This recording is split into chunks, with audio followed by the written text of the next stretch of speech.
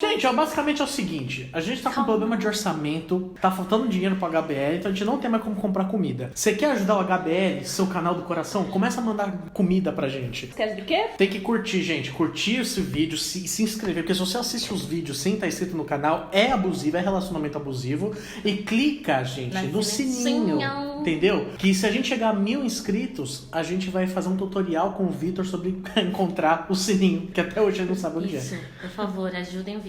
Bom, na verdade, tudo começou com um papo que a gente tava tendo lá na cozinha sobre coxinha. Enquanto a gente tava comendo, Jonathan tava lá exaltando a sua coxinha, né, Joji? Não vou ficar também dando explicação, por isso que dá satisfação. Mas é basicamente isso, gente. E tava boa essa coxinha, lindo? Gente, a coxinha tava tão boa que devia ser considerado patrimônio cultural. Deus que me livre uma coisa com bicho morto ser patrimônio cultural. Mas brincadeiras à parte com a história da coxinha. Ficou muito bem atuado, diga-se de passagem. Afinal, quem que decide o que é patrimônio? O que é patrimônio? É isso mesmo, é isso que a gente vai falar hoje no História Varilanches, HB Lovers.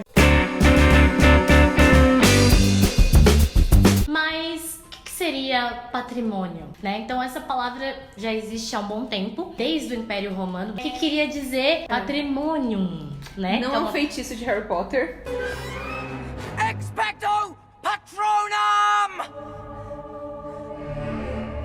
Mas como os feitiços do Harry vêm do latim. Vem do latim.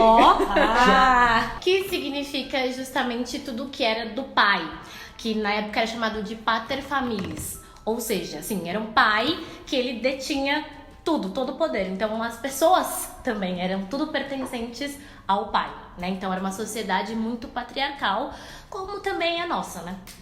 Guardado suas devidas proporções, obviamente, né? Dentro disso, como a Van disse, até pessoas estavam dentro dessa propriedade dessa figura do pai, né?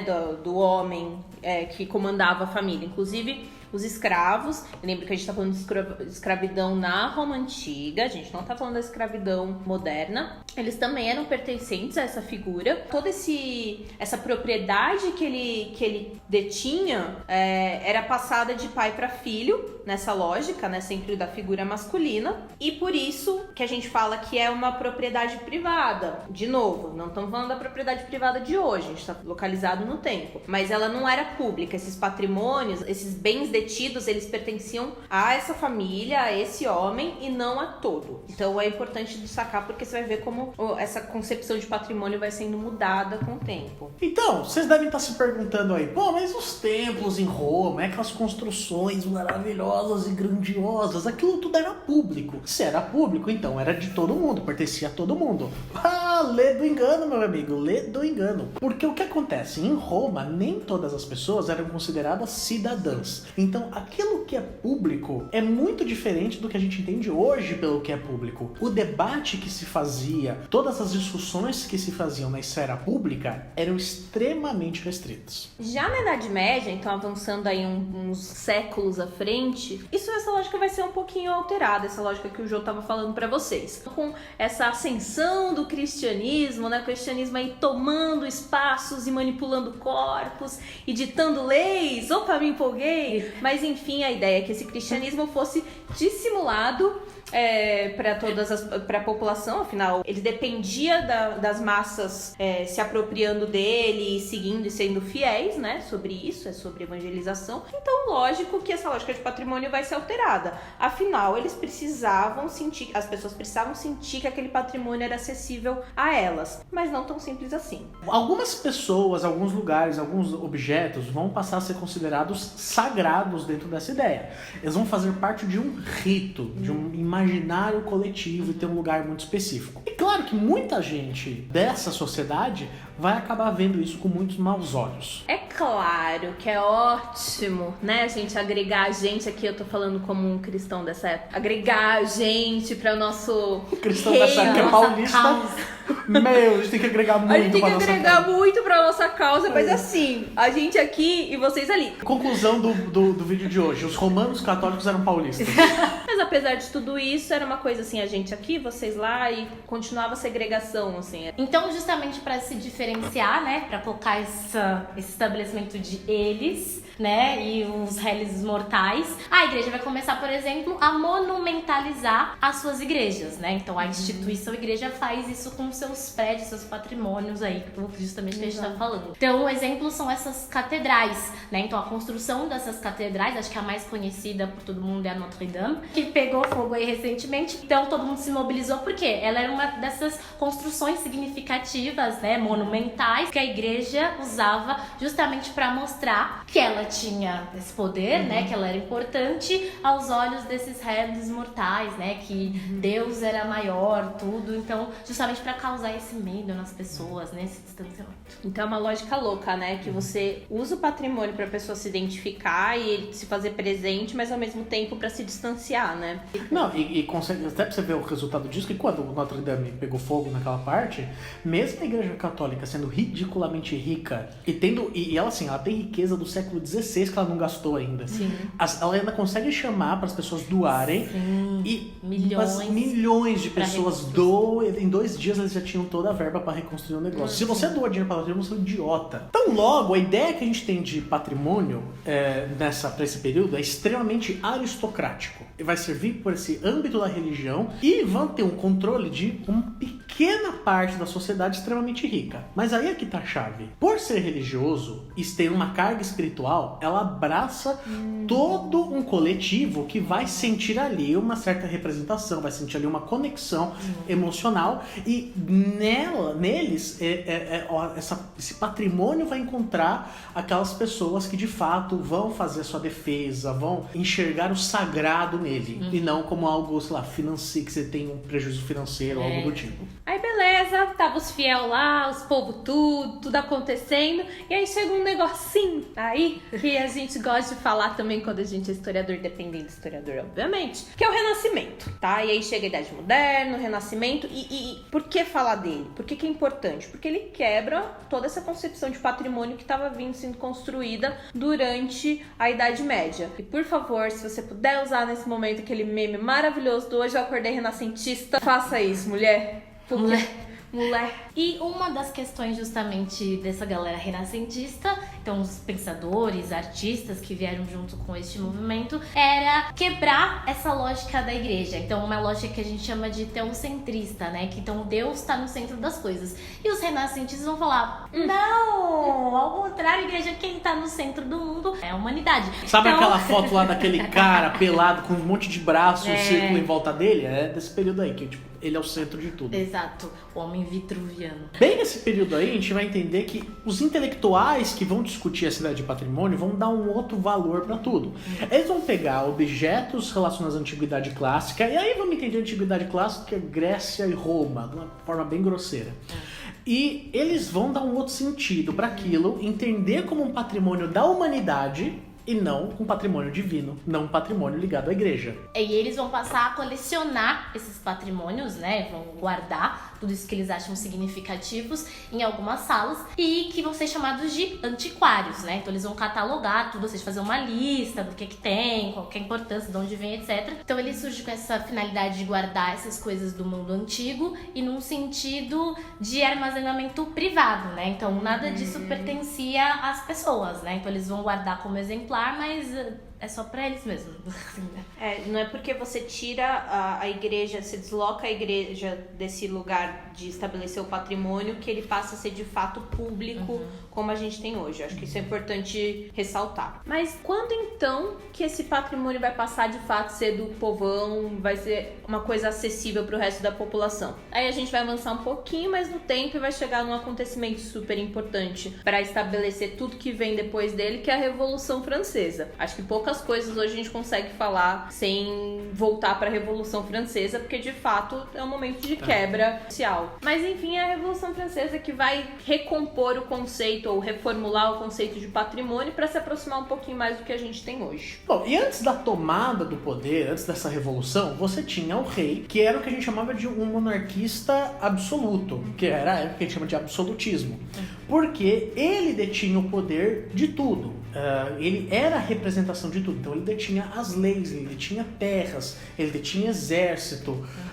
Ele de fato ali concentrava o poder. Só que nesses estados absolutistas, é bom lembrar que a gente tem uma população, uma sociedade extremamente heterogênea. Ou seja, pessoas que são de classes diferentes, que têm línguas até diferentes, que pensam coisas diferentes e que possuem coisas diferentes. Eu acho que aí vale lembrar que então essa propriedade era privada, particular, que pertencia a essa aristocracia. Então ao rei e ao clero, à nobreza, que também eram classes, como a gente chamava de estamentos, né, mais altos aí dessa sociedade. E com a Revolução isso se quebra. Então justamente a Revolução vem querer tirar esse status aristocrático, né, desse pertencimento, dessa figura do rei sobre esses patrimônios, né? Então a França deixa de ser ter esse governo absolutista, passa a ser uma república, e aí surge a necessidade de se criar um Estado nacional unificado para dar conta de todas as complexidades que estavam existindo naquele período pós-revolução. E aí, a partir do momento que você sente essa necessidade, você precisa começar a pensar e criar uma identidade comum para que as pessoas se reconheçam e se sintam pertencentes. E aí o patrimônio começa a ter um papel fundamental nisso. Então é nesse contexto que vai aparecer uma ideia de patrimônio que já é muito parecida com o que nós temos hoje, que não é um patrimônio ligado à esfera privada ou aristocrática, não é necessariamente algo exclusivamente religioso, não é algo que pertence a um pequeno grupo. Ele é ligado a uma ideia de nação, de Estado-nação, e que vai ser compartilhada por toda uma sociedade que pensa da mesma forma, que fala a mesma língua. Mas pra gente chegar nesse ponto que o Joe tava falando, qual que foi o gatilho? O que aconteceu? Você tava no período revolucionário, aí você tinha lá umas pessoas perdendo a cabeça, mas muita coisa sendo queimada, pegando fogo. Ou seja, os franceses colocam fogo nas coisas há muito tempo. Não é tipo de ontem. Não é de ontem. Se deu uma Exatamente. tradição. Aí você coloca fogo numa igrejinha ali, numa outra coisa ali. Por quê? Você tava colocando fogo não é no objeto, é na simbologia do objeto. Só que a partir desse momento começa a se ter uma preocupação também sobre salvaguardar tudo isso que já estava sendo construído, que tinha sido construído, que era a memória justamente dessa nação que queria se criar. Então, nessa época, justamente, eles pensavam em proteger esses bens. E foi aí, então, que começou a se criar esses lugares que vão salvaguardar esse patrimônio. Então, exemplos são os museus e outros lugares que eles mantinham isso guardado, catalogado, então, como eles faziam na Idade Moderna. Então, é um pouco dessa ideia, mas eles não sabiam muito como fazer, na verdade, né? Como é que você salvaguarda esses monumentos? Eles foram aprendendo justamente na prática. Ok, isso tudo foi há muitos séculos atrás, porém é relevante não só por si só, mas porque o Brasil bebeu muito dessas diretrizes de patrimônio que surgiram com a Revolução Francesa para estabelecer os seus direcionamentos e para onde ia a sua questão patrimonial, assim. Então, para fazer uma analogia interessante, é o seguinte. Interessantíssimo. No Japão você tem o sushi, entendeu? Criação maravilhosa. Então os japoneses vão lá e lá no Japão, a comida japonesa, eles chamam de comida. Aí eles chegam lá e falam assim, me vem comida. Aí eles chegam com sushis lá. Aí eles pegam um sushi de cada vez, pega um, come, degusta, uma delícia, não tem cream cheese. Então pegou outro. Manga. Que delícia. O que o Brasil fez? Ele fez uma coisa maravilhosa, uma palavra que só existe no português, chamada rodízio. Então você vai lá, compra no Groupon o seu desconto, né? Você vai pagar um rodízio japonês inteiro. E você vai comer de tudo, gente, de uma vez só, assim, com cream cheese. Esse é o ponto. Com abacate. Exatamente. Esse é o ponto do patrimônio. Queijo com goiabada. Pera, o quê? Gente, essa história Eu acho que o Jonathan tá querendo dizer é que, assim, o Brasil se apropriou também dessa ideia da França, né? E modificou ela um pouquinho, né? Assim, E fez um rodízio. Aprimorou. O Brasil traz isso, então, da França. E a gente começa a pensar, então, nesse patrimônio cultural brasileiro. Por isso, na década de 30, o Brasil vai criar um instituto, que hoje a gente chama de IPHAN, que era um Instituto de Patrimônio Histórico Artístico Nacional. E esse instituto preservacionista, ele tem como intuito, além de cuidar e guardar e proteger esse patrimônio, de promovê-lo, em identificar o uso futuro dele, a utilidade que ele vai ter para a sociedade. Tá, então é o IFAM que vai definir se a coxinha do Jonathan, o sushi, é patrimônio cultural? Não necessariamente. E pra gente entender isso, a gente vai voltar pra quando? Getúlio Vargas. Mais uma vez, cá estamos, querido telespectador, falando de Getúlio Vargas. Então, com o Getúlio Vargas, justamente vem essa ideia, praticamente bem parecida também com a dos franceses, isso de construir essa nova nação. Então, ele vai se utilizar justamente desse patrimônio para construir essa nova nação. E aí, ele vai contar com uma equipe de intelectuais para dizer, então, o que seria considerado patrimônio cultural ou não. Então, esses intelectuais que falariam se a coxinha seria patrimônio cultural ou não brasileiro. Lembrar, Vargas, ele toma o poder e toma literalmente, não é eleito para isso, em 1930. E aí, lá em 34 é que ele vai promover uma Constituição. Foram uns anos aí sem Constituição.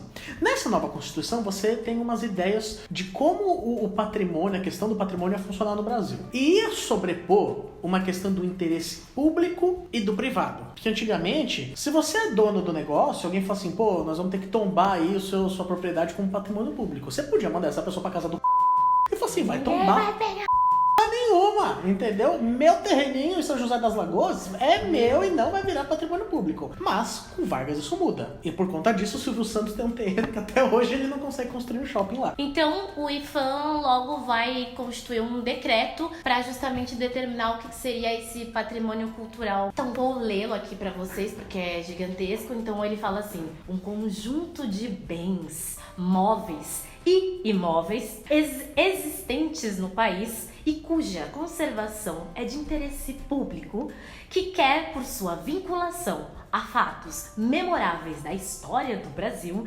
quer por seu excepcional valor arqueológico ou etnográfico, biográfico ou artístico, são também sujeitos a tombamento os monumentos naturais, sítios e paisagens que importe conservar e proteger pela feição notável com que tenham sido dotados pela natureza ou criados pela indústria humana.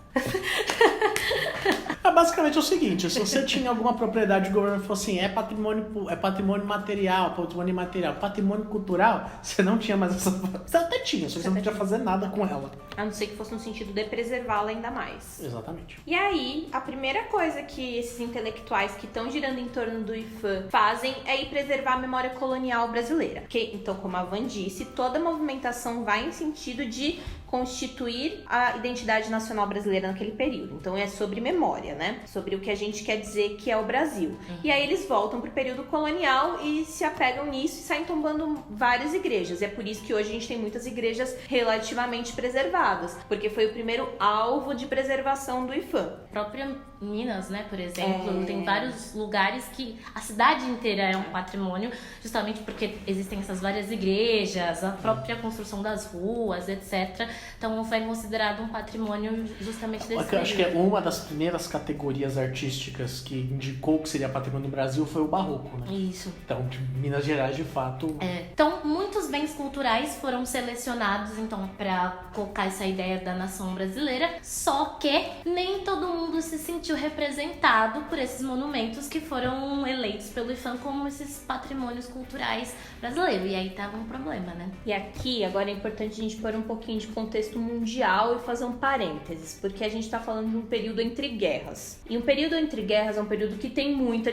Na verdade, o período de guerras é um período que tem muita destruição do patrimônio em si, porque você tá invadindo território, você tá danificando tudo isso, etc. E aí vem mais ainda com força essa necessidade de preservação de memória nacional. Um exemplo é a gente voltar pro partido nazista, lá pra Alemanha do período nazista, que era de direita. Mas a gente vai voltar pra Alemanha nazista e vai olhar muito pra uma política que o Hitler fez nesse sentido de representação cultural. Então ele vai começar a buscar de objetos de antiguidade, como da Grécia Antiga, até do renascentismo, para trazer para a Alemanha, para se afastar de todo tipo de representação física que remetia a outros povos, que poderia talvez limar um pouco dessa heterogeneidade, dessa diferença entre os povos, entre elas, principalmente, os judeus. Então é num contexto pós-guerra, início dos anos 1980, que essa noção de patrimônio cultural, então, no Brasil, vai começar a se modificar um pouquinho, né? Ela vai começar a se expandir. Bom, então uma ideia de unidade nacional vai se passar por várias coisas. Questões sociais, questões de cultura, questão de língua, inúmeros pontos. E é nisso que o patrimônio cultural ele vai entrar, para ser também um fator, um elemento que vai constituir essa igualdade, essa identidade nacional, essa unidade nacional. Só que a gente tá falando de muita gente diferente, então não necessariamente isso deu certo, porque, por exemplo, eu, menina Geórgia, aqui que eu vou olhar para uma igreja de 1600 tombada e vou me identificar com aquilo, nem cristã eu sou. Talvez eu me interesse mais em ver preservado o terreiro de Umbanda que eu frequentava, mas então, dentro dessas individualidades começa a se ter problema de abarcar todas essas heterogeneidades, então um pouquinho dessa reflexão também que começa a entrar em voga a partir desse período. Porque também a gente tá parando, justamente esse período que a gente tá falando é de redemocratização. Então, você quebra um governo que se pretendia super centralizador e detentor. Que é o período da ditadura militar, pra quem não tá entendendo. E passa por um período que as individualidades são colocadas em protagonismo de novo. Então é importante falar que essa dinâmica social, essa quebra de dinâmica social é importante para esse desdobramento. E óbvio, se a gente lembrar da produção até acadêmica da década de 80, a gente tá falando de períodos que as identidades começam a ser muito mais trabalhadas e tá em voga, né? O feminismo,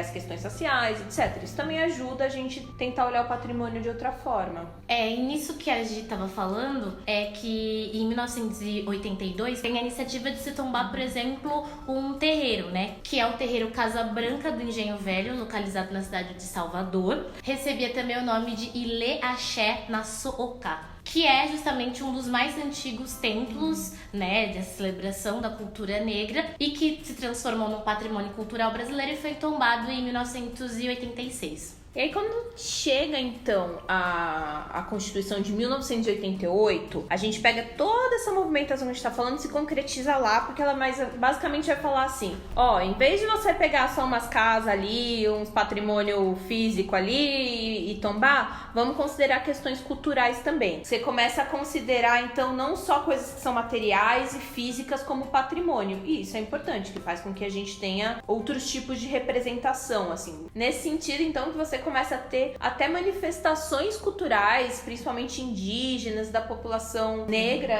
afro, sendo representadas por essa nova lógica de patrimônio. Criou-se então, a partir disso, o registro de bens culturais de natureza imaterial, que nos anos 2000 justamente vai criar um livro gigantesco, justamente trazendo manifestações culturais, crenças populares, etc., que seriam incluídas nesse ramo de bens imateriais. Por exemplo, o jongo do Sudeste, o Bumba Meu Boi, a capoeira, entre outras manifestações, estariam incluídas então agora com o patrimônio cultural brasileiro. Bom, gente, é isso aí. Patrimônio cultural. Não sei se você já discutiu sobre isso, o que você acha que é patrimônio cultural, o que você acha que não é, mas é importante que a gente fale sobre, né? Exatamente. Porque representa justamente coisas, como a gente discutiu já no começo do vídeo, que são representativas para algumas pessoas e que devem ser valorizadas também, né? Como o sushi com cream. Mas eu acho que, de verdade, o mais importante que tudo isso é pensar o papel do Estado no estabelecimento desse patrimônio. Fazer esse movimento de mostrar a história do patrimônio, como o patrimônio vai sendo pensado, mostra muito como as elites e como o Estado sempre está presente nesse estabelecimento do que é patrimônio e do que é memória ou não. E muitas vezes a gente, no nosso dia a dia, tem uma percepção muito diferente, por exemplo, o Jonathan com a sua coxinha, do que é valoroso para si, do que é representativo para si, e não necessariamente está ali expressado no que o Estado ou a elite diz pra gente o que é patrimônio. Então, mais uma vez, queridos coleguinhas, a gente está mostrando aqui como os discursos também são feitos e compostos porque tem o poder. E cabe a gente também eleger os nossos patrimônios, as nossas memórias, enquanto indivíduos, enquanto trabalhadores. E lutarmos para manter essas memórias, né? Porque justamente quando você tem esse controle do Estado, dependendo de quem assume o poder, né? Ele pode destruir toda essa memória desses grupos identitários, etc. Não se esqueçam de se inscrever no canal, tocar no sininho, compartilhar com os amigos. Tocar no sininho, hein? Tocar no sininho, se inscrever no canal, compartilhar, fazer tudo aquilo que a gente gosta que você faz. mais uma vez, reitero aqui, tem gente solteira, vocês podem mandar isso. Beijo de luz. Tem gente solteira, é só a Vanessa. Bom, Vanessa tá aí.